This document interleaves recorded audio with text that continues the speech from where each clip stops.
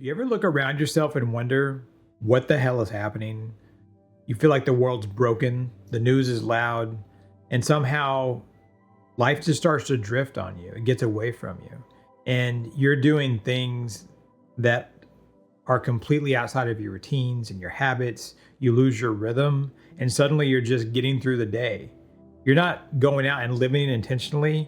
It's kind of like life starts to live you instead of you living your life. So where do you go from here when you're lost? And we have to look at our emotional landscape. There's this collective feeling right now of chaos, uncertainty, burnout. I think there's a lot of fear out there. I know that when I'm going through my phone and I'm scrolling, I'm on social media, I'm on Reddit, and I'm thinking, what the hell is happening? This is really awful. And I get nervous, I'm afraid, and it starts to make me angry or sad or upset. It's a variety of emotions. And it's because I'm not really being intentional about how I look at social media, politics, and the world around me. And I'm not being intentional at all about how I look at myself. And so if you're starting to feel where you're drifting away from yourself, maybe you feel numb, you think, I can't take all these inputs. I don't know how to handle this. And so I'm just going to shut myself down and I'm going to go live my life. I'm going to play video games. I'm going to watch TV. I'm going to stream shows, and I'm just going to zone out. I think that's a very powerful urge for us to shut down and not really face what's happening to us. So we have to really know the pattern of what's happening. We have to know that we're getting overwhelmed, and we have to know that we're retreating into ourselves, but not into ourselves in an introspective way. We're retreating into ourselves in the most base thing that we can find, which is comfort. So again, video games, TV, food, who knows what our vices are? It varies person to person, but I think we can probably all relate to this, right? And when we get into this reactive mode and you're just checking boxes, then we're not living the life that is best for us. There's a life out there that's best for you. There's a higher purpose out there that's best for you. That's your dharma. Your dharma is this wonderful thing that says, okay, this is my higher purpose. I know what it is. I'm going to go out and live it every single day.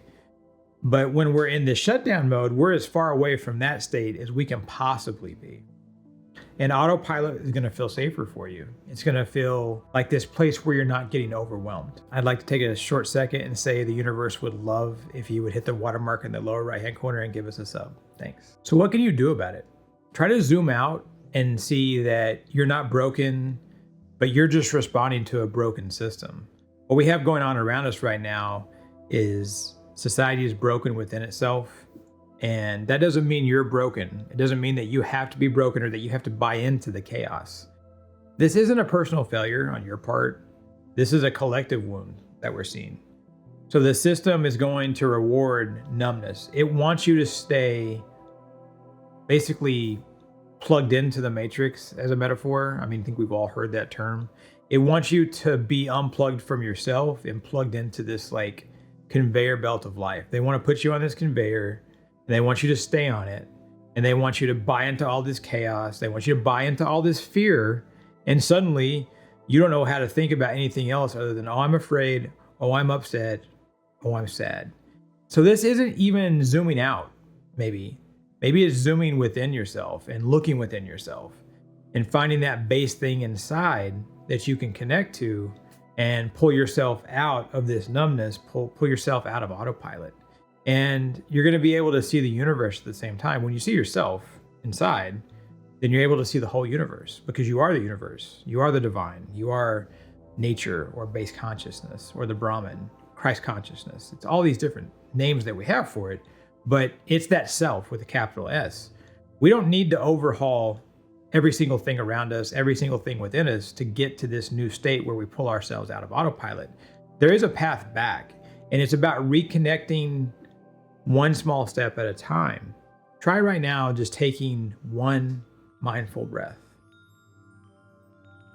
Breathe in, breathe out, and have a little smile on your face and think, I am going to enjoy this moment of stillness, this moment of peace. So if you start with just one moment, you can build on that. You can build on this thing and ask yourself, what keeps me in my highest self? What keeps me connected to my higher purpose, to my dharma? What can't I wait to get up and go do the next day? What makes you think, man, I really want to go to bed. I want to wake up the next day and I want to go do this thing. That is what needs to be in your life, because that is what's going to keep you connected to yourself. It's not even about being happy or positive. It's about being you. You know, we don't always have to be happy. We don't always have to be positive. It's okay to feel emotions. I don't want any of this to let you guys think that you can't feel emotions. Emotions are great. The idea is to not let your emotions drive you in all the decisions that you make each day, or don't let your emotions get you to a place where you just completely ignore them, and in doing so, do all these things that provide you comfort and take you out of the world. So just use your emotions as a guide. And when they come, feel the emotion, think, how does this emotion serve me? Is it giving me some information that I could really use right now so that I can change what I'm doing or change my behavior? If not, say, hey, thank you, emotion, and send it on its way. That's what emotions are for. That's what thoughts are for. That's what feelings are for. And that's called living in the present moment. When you can take all of these emotions, all these things, and you can say, I appreciate the information. I love that I'm feeling this. It's okay. And now moving on to the next thing. And then you're going to be having this life that is bright, it's centered, it's grounded, and you're going to be able to experience all these things happening around you all the time that you never saw because you've been so wrapped up in the chaos of the world. That's what all this is about. That's what the spiritual path is about. The spiritual path is about forgetting all this stuff that you were taught, all this conditioning that you received throughout your whole life from your parents, your teachers, your community leaders, and saying, okay, some of that information is probably good. I can use some of it, but who am I? And what's me? And what's my place in the universe outside of all that? Because they're not going to tell you how to go be this strong, independent, enlightened, awakened person, because they just want you to be a cog in the machine. It's not this nefarious thing necessarily. It's not like this malicious thing. It's just the human trend to be this tribal thing where we get in line and we wait. And so if you're not careful, if you're not aware, if you're not living in the present moment, you're going to get in this line. You're going to wait your entire life. And we don't want to wait our entire life to live it. We want to live our life every single day. And so if you're worried about politics, if you're worried about the president, if you're worried about what Congress is doing and all these things that are happening in our country, and I got to tell you, I can agree with you on a lot of these things. And I'm going to be completely open with you. Some of it's really messed up and it's got me upset. But then I have to remind myself, if I'm going to change the world, if I'm really going to go out and change the world, how can I do that? There's things that I can do. There's actions that I can take, sure. But all I can do to change the world is to change myself. If I change myself right here, right now, and if you change yourself, then we start to change the whole world around us. That's how it happens. If we go out and we lead without fear and we lead with loving kindness, then suddenly everything opens up. Every single thing opens up for you because you're not bound by fear. You're not bound by anger. You're not bound by this general feeling of being upset. You're taking complete control of yourself. And if you do that, then you're going to stop waking up and asking, man, what the hell's happening around me? We're still going to ask that sometimes. But you're going to be in a position where you're going to say, you know what, today I'm going to have a great day. I'm going to be okay. I'm going to have a smile on my face. And I'm going to go out there and make the world a better place for myself first, because it's the least selfish thing that you will ever do. You're going to make the day better for all these different people around you because they're going to feel that energy coming from you. You're literally changing the world.